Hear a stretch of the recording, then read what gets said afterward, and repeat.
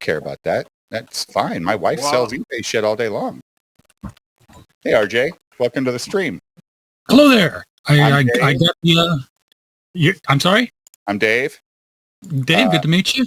This is One Gun, and you know George, obviously, because he sent you the link right away. I do know George. The commissioner shined the critical blast signal, and I put on the hat and came running. It's not a critical blast. We're just talking hypothetically about. Yeah, we're just talking theory. You know. Okay, well, you're gonna go past theory now to actual real world numbers, real world. You can write this stuff down, or you can clip this entire stream from this point forward, and use it as gospel. All right, let's hear it. Let's hear it. I'm ready. Because I wanna get numbers here. I wanna get facts. What are we starting off with the baseline? What are we shipping? Okay, so Eric starts RippaSend, right? Sure. And when he came out with the video, he said each deal is unique.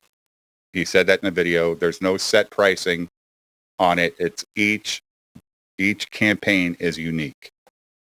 So if I'm going to send through a shipping company and they don't give me a list that says if you do $1,000 or less, this is the price. If you do 5,000 or to 1,000, this is the price, blah, blah, blah. But no, every deal is unique. That's kind of strange.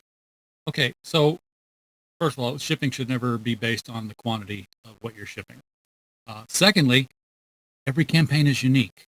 I'm doing a very unique campaign right now where I'm shipping a comic and an oversized graphic novel and a statue because we're doing The Exiled. Yeah. And it's unique in the way that it's configured. It's taking different packaging. It's going to be, it's going to have a different weight. But it's only unique in that the campaign owner has made it unique, not in the sense that I'm looking at you saying, well, you're not doing as much as this guy did, so you're not going to get the same rate that this guy did. Right. Not unique in that sense.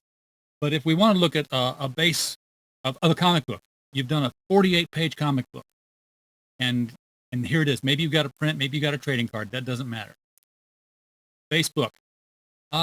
Your book is going to get put in a bag and board, which modern age bag and board, 25 cents for the pair. 24 point something. I do round up my fractional decimals because if I round down, I end up losing money over time. Okay, everybody writing this down, by the way? Nobody cares about that. It's going to go into a Gemini mailer, which at the rate I'm getting them at is 80 cents a mailer. I'm buying them in, cases of 135 in multiple cases. That's going to go into a poly mailer. I don't have one handy to show you. I'm sorry. But basically, your Gemini mailer does not get mailed naked. It's a black sleeve or whatever, right? Yeah. It goes into a white sleeve, actually. My colors. Yeah. It's waterproof, basically. That's 36 cents. We're going to tape it shut. We estimate. I mean, tape is hard to guess. So we've estimated about 15 cents per tape, depending on, because it all evens out eventually. And the thermal label is 3 cents. The last thing to add on there is handling. That's where I make my money. Otherwise, there's no point in doing this. Handling, $2.25 per address. Now, let me explain that as an aside here. We have software that handles all the addresses. I wrote it. I'm a software engineer with 35 years experience. I'm currently a data scientist for a bank. So I wrote the software that takes in all the Kickstarter data and all the Indiegogo data and all the Fund My Comic data and all the Etsy data all at one time if you've got multiple campaigns running, and combines them and smushes them down to a single address and everything they bought, no matter how many times they backed, no matter how many platforms they backed it on. So everybody who bought all of those same things in those same quantities, they get grouped together as a bunch, and they're given a code. So I go through those, and if some guy backed you 17 times, he's going to get one package, and I'm going to make $2.25 on it. Okay. I'm going to make $2.25 on every single order he placed. So your cost already comes down there because I'm condensing your shipping. All of that I just added up there, all those numbers, that's a total of $3.84. That's packaging material and the handling. That the weight of the Gemini combined with the weight of your comic book is about 11 ounces. So 11 ounces, the postage at media rate, because we didn't put anything in there that wasn't media, is $4.13. So with everything added onto it, your total cost for that package should come up to about $7.97. Now, if you added a second comic, if you added, something that required a Or card 100-page sleeve, book or something like that. Yeah, everything goes up by cost after that point. But, it costs by weight. Yeah, it costs by weight and it costs by more packaging. So, somebody bought 5 books. Well, guess what? That's 5 bags and boards at 25 cents each. Mm-hmm. But my invoices are minutely detailed. They show you every single line item. This person got packed with this, and this at these costs. And I give a tab on my invoice that's all my packaging material at costs, even the stuff that didn't get used. So you can say, oh, gee, if I do posters, they're going to require a tube. I can see he has tubes here, and they're like, $1.67 for a 12-inch tube. That's all on there. I also include a tab for all the postage rates because I actually do a lookup based on weight on the postage rather than doing it myself manually. And that's all going to that's all going to the creator, so you see what they charge. Yeah, absolutely. Yeah. They get the. I mean, ideally, I have creators ask me all the time, what do you charge? And I know what they're asking. And I give them the answer that they're not expecting. The answer is nothing. I charge you nothing. Because if we sit down before you launch your campaign, and I know what's going to be on each of your tiers, and I've mailed enough now that I can estimate, okay, you've got a 38-page book, you got a trading card, you got a poster that's going to fit into a Gemini. It's going to weigh this much. Okay. I can tell you what to charge for your shipping. And that means that nothing for your shipping is going to come out of your pocket. It's going to come out of the shipping costs. Within the campaign, right. Within the campaign. So you keep that in mind. Now, a lot of people don't bear in mind that the shipping costs actually get added onto their goal when they set up a campaign. I learned that myself the hard way when I was like, hey, look, I sold a $25 book and my campaign went up $35 because it's including the shipping in the goal. That's not good. But that's a live and learn experience. That's outside the scope of this conversation.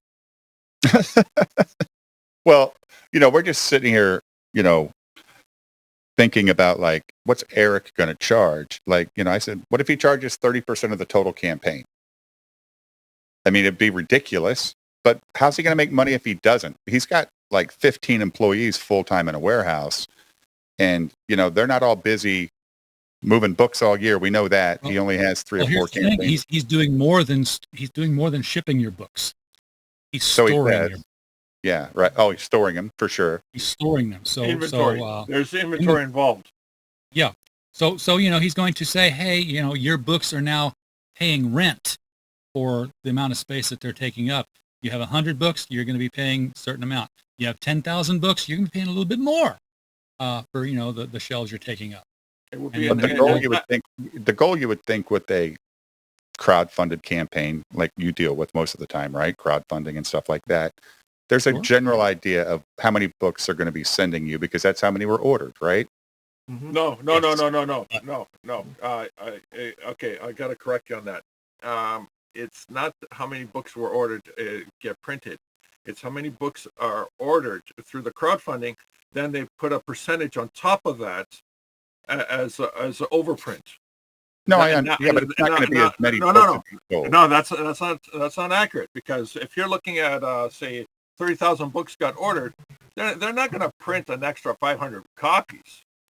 They're going to print a few extra thousand, and they're going to put it aside, thinking that maybe they can get rid of that through second chance campaign, or maybe they can get rid of it through eBay. They get it through. They leave it in demand. Yeah, leave it in demand. I've got several campaigns where I've got shelves set aside for this campaign and that campaign. Some of them 2-3 years old. I've still got the books for them sitting here. And, because they're like, hey, I got an order off my Etsy. Do you have any of these left? I'm like, yes, I do. Here's your invoice. We onesie twosie ship them now. So, do you charge them for storage? Do you charge for storage? I have not as yet. That's, possibly in the future. My storage unit costs are low right now. It's a tax write-off for me. But if it comes to a point where it's like, hey, I'm going to need to start charging something, then it'll probably be not per project, but per creator. So if a creator's got like 3 projects, I'll be like, yeah, you're still a client. You're paying my monthly client rate. And it'll probably be something like $5 a month. Oh, It'd for be- storage. it'd be numb. Yeah. I don't have, with the exception of one major client right now, I don't have warehouses full of the same thing. That's the toys you're talking about, right? Yeah. Oh, the toys and I've taken on the Asunder games from Gifted Rebels, so they were not getting marketed. Pause for a moment in the chat, Phil. Yeah, my picture is in the oven because I'm really hot stuff. What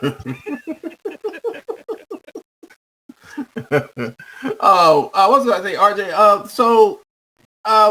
My whole thing is like, how much, how much is this going to cost Rippa to? I mean, what is he doing that's different in the cost to him that he's supposed to be revolutionizing how comics are being made? What is he doing? I don't know because because according.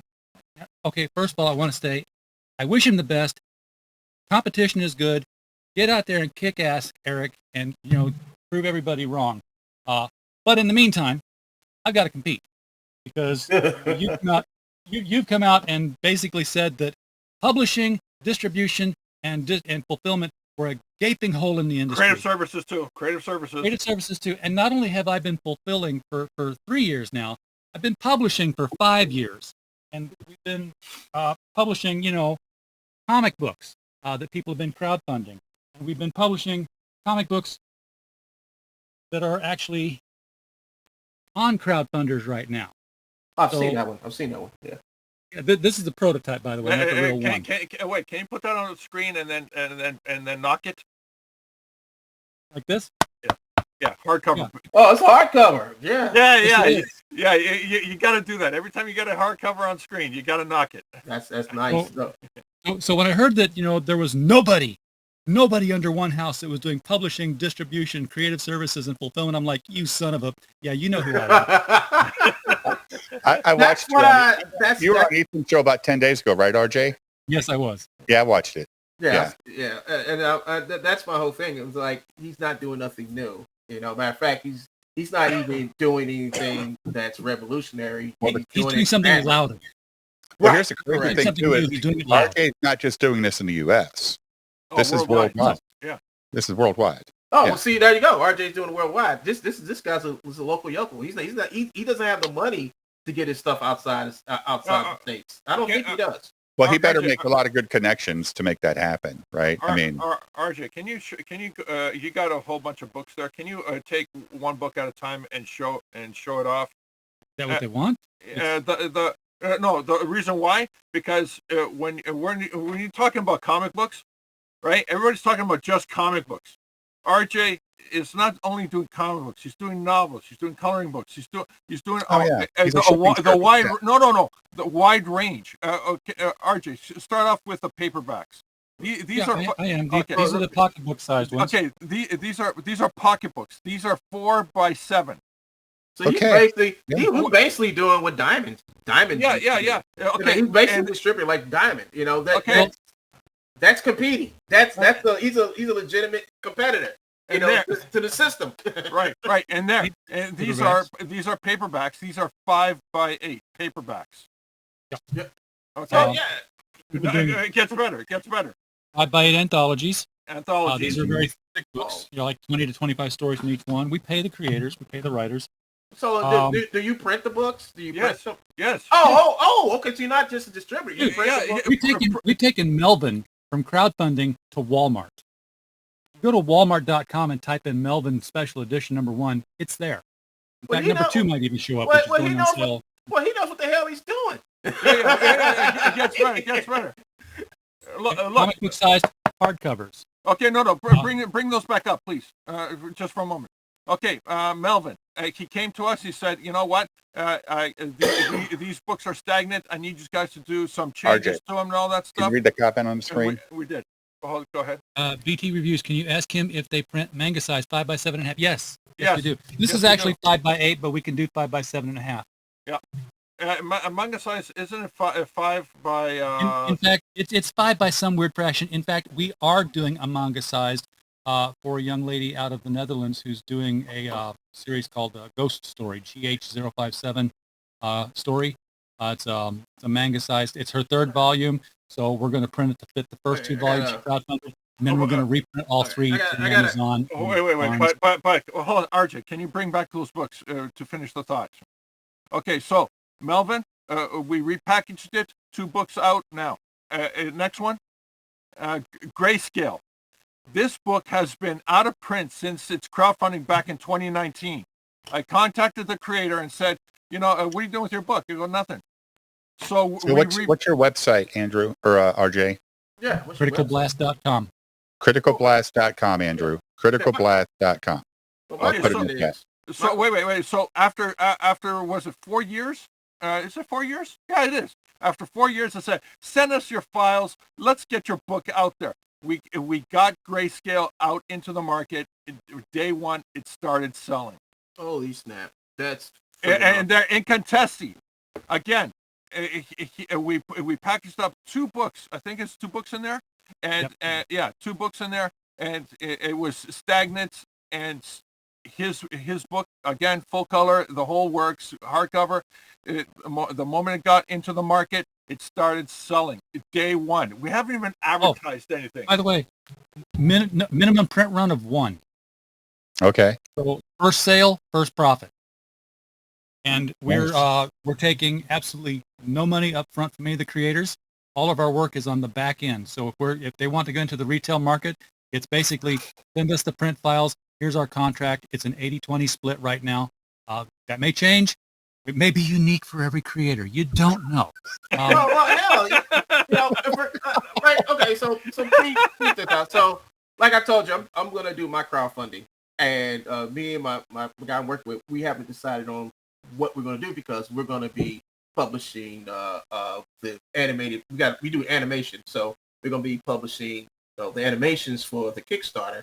And I'm like, do you do stuff like that? I mean, can you? Yeah, we can repackage you. So you can do animations. No, not animation, but the DVD, the collection box, stuff like that. Because that's how we're going to release ours. We're going to release the art. I'm going to do an art. Hold on, don't George, don't agree to things for me that I don't understand. Okay. All right. I don't make DVDs, man. I don't make DVDs. I can ship DVDs. Okay, no problem. I'll handle that part. I mean, I can handle that part. I just need somebody who's going to be. See what we're doing with Dave here for Perfect 10. We approached him and did the art book. This is again a prototype, but it's an idea what it's going to be like for this art edition. This is 8.5 by 11. He's printing this through us to crowdfund. So when the crowdfunder's done, we're going to print to the order of the crowdfunder. It's like $45 on his crowdfund. Okay. When the crowdfund is over, we're going to flip the switch on this to say, okay, you know what? Allow distribution for this, but the retail price is going to be like $90. Mm-hmm. So the crowdfunder people, what they're getting special is that they're going to get, the card that comes with it, whatever tchotchkes are added on to Kickstarter specials, or not just Kickstarter, but crowdfunding specials. Yeah. And then the retail market, they're going to get just the book, and they're going to be paying a premium for it. So the crowdfunding incentive is get it cheaper and get extra stuff with it. That's my question for you. RJ. So wait, one more thing. Guys. Hold on, George. Hold on. Okay, sure. The whole tchotchke thing. So Eric ships books. He does not ship tchotchkes, right?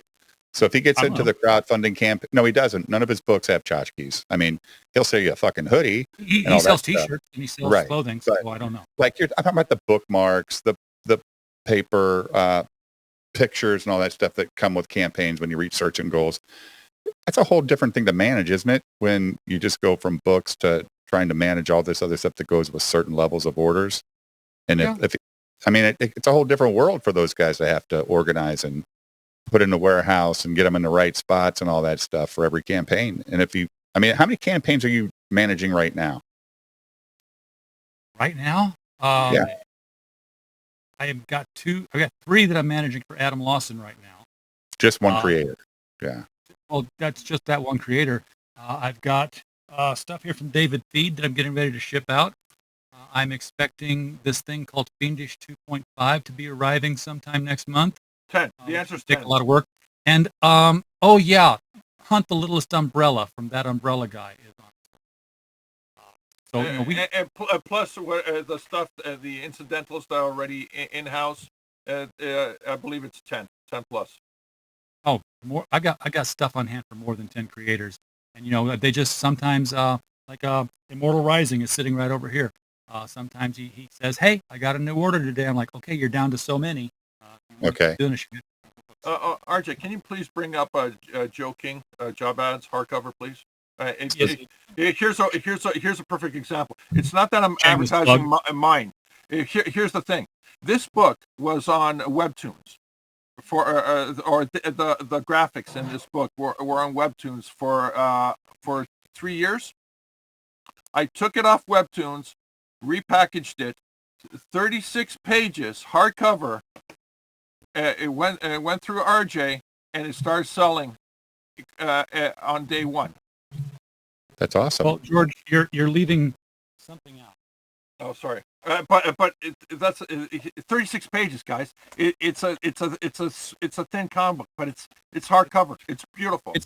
It's a 36-page hardcover, right, and it's a right, 36-page paperback, and it's a 36-page pocketbook, and we sell in all of them. Okay. Yeah. It's repackaged in 3 different sizes, and each size sells. Each size sells. All the books we get, we try to do that. We're like, people say, "Hey, we want to do a comic book." I'm like, "Okay, we're going to do a hardcover. We're going to do." They're like, "No, I don't want to do that." It's like, dude, you're not paying anything for them. Right. So if you're not paying anything for them, why not let the customer decide if they want a hardcover or a pocket? What sells the best? Paperback, I believe. Pretty much spread even. No, actually, it is spread out. It is pretty actually, equal. yeah. It's hard to say because, like I said, when I look at the reports, it's not just spread out by format, but it's spread out by country. So it's like, oh, we sold 5 in Germany, we sold 4 in Canada. Oh yeah, okay, that's 9. Wait, those are 2 different paperbacks. That doesn't make. I can't have those. So it can be done. I can pull the reports. I'm not trying to be cagey. I'm just saying it's hard to remember. All right. What do you like shipping the best, hardcover or soft cover? I like shipping 8.5 by 11 the best, or anything smaller. Anything oversized that doesn't fit in a Gemini, that's a pain in my system. Because Geminis are 80 cents. Oversized graphic novels, I just packed up down to my last box. The large mailer, that's not 80 cents anymore. That's like 2 1/4 for those sturdy, heavy things that hold an oversized graphic novel. So do you have like any idea like if Europe or the US likes hardcover more than soft, or do you have those? I mean, you could actually pull those numbers one day if you wanted to, right? Yeah, Like, I could analyze that. I'd like to get a little bit more data on that first, but that would be interesting to know what they or if if there's actually a push for the manga size books over regular size books. Right. Yeah.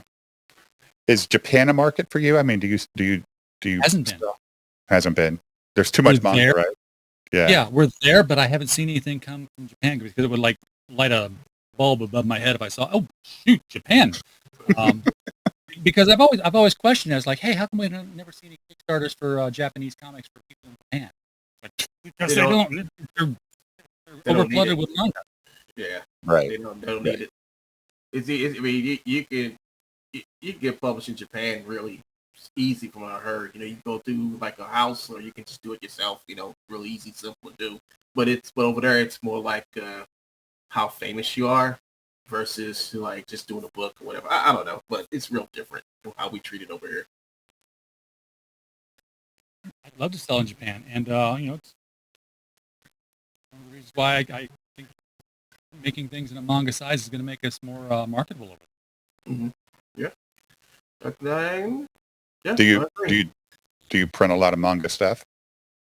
No, not yet. Not yet. Nope. Bring us the manga. We'll print it. That's why the guy asked if you print in 5x7 manga, because he has a digital manga right now that's all animated online. We can do it. We can take his art and repackage it into a manga book. Go to xpcomics.com, George. You'll see it. XP Comics, or not .com, but XP Comics on YouTube. He actually got Vic Mignogna to voice it for him. Nice. Oh man, hey, I got a jet, man. All right, buddy. Hey, man, it was nice meeting you all, George and RJ and Dave. Wonderful meeting you guys. I'd like to thank Katie for actually getting me on your show, man. That's wonderful. And when I launch my campaign, man, get ready to do it, because we're in the process of getting it hopefully done. and out in May, I'm definitely going to be giving Critical Blast a talking to. Thank you. Yeah. Yeah, And don't be surprised if you ever get a link to my show randomly. All right. Oh, no problem, man. Just no problem. I check my Twitter account every day now. So yeah, whatever you want to say, man, I'll be here to say it. All right. Say Eric July is great, and you can leave. I'll see you guys later. See you, buddy. Have a great one, folks. So here, I'm going to bring the artist on. It's about that manga, guys. But RJ, awesome. You've been doing this how many years now? 4 years? About 4 years. Yeah.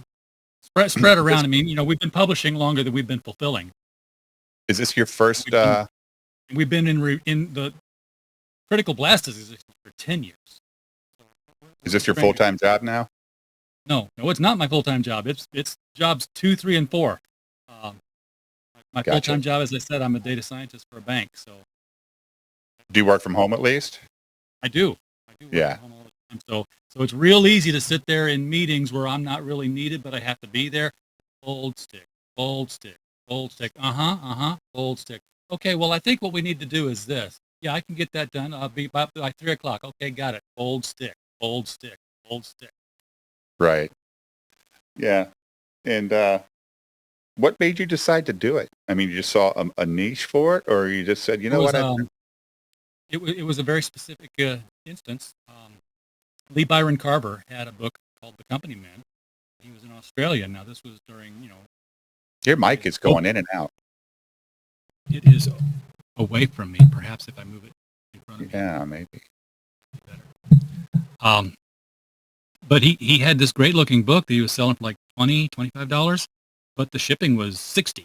And nobody was going to pay $60 shipping from Australia to get a $25 book. So when I had him on the show to do, the podcast thing, which was what we were really doing for a long time, I had the idea, it's like, why don't you just ship them to the United States in bulk to me, and I'll ship them out at domestic rates, which will be a lot cheaper. And, it's cheaper for you to ship 100 books in one box to America than 100 books in 100 boxes to America. And we sat down, we worked out the costs. Again, it was like, I put a fee on it. I'm like, yeah, I have to pay for it. And it brought him down to about $8 shipping per book. And suddenly he started selling books. He sold about over 200 of them. You got him down from 60 to 8, and he still was doing the bulk shipping. Wow. Yeah. And I made money on that. That was not a eating the fee kind of thing. That was, it was straight up, here's the cost, here's the fee, here's the postage at that time. Postage was here twice. And, the next guy who called me up was, said, hey, I want you to do for me what you did for him. I'm like, cool, where are your books from? He's like, Virginia. I'm like, dude, I'm not going to be saving you any money. In fact, I'm going to be costing you money. He's like, yeah, you don't understand. I don't want to do it. Was a market I had simply not considered, which is apparently almost every creator. They'd rather be making comic books than licking stamps. So that's, from there, it was like, okay, I'm just doing it for everybody now.